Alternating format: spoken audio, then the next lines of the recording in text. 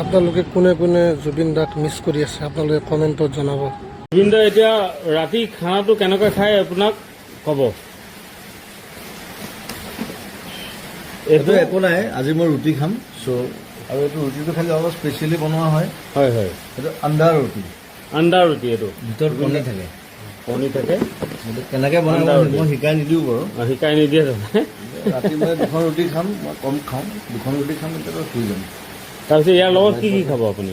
দাইল আছে, অকণমান কণী এটা। একদম চিম্পল ৰেচিপি খায় দাদাই, একদম চিম্পল। এইটো আলু আপুনি দেখিছে, আণ্ডা আলু ভাজি। এইটো দাইল দেখিছে আপুনি, বেলেগ একো নাখায় দাদা। একদম চিম্পল ৰেচিপি, কোনো মছলা চছলা নাই। এতিয়া দাদা এইটো খানা খাব, ধুনীয়াকৈ হ'ব। আকৌ ৰাতিপুৱা জুবিন দাই কেনেকৈ ৰাতিপুৱা উঠি আৰু কি কি কৰে সেইখিনি আপুনি পাব আপোনালোকে। উপায় নাই।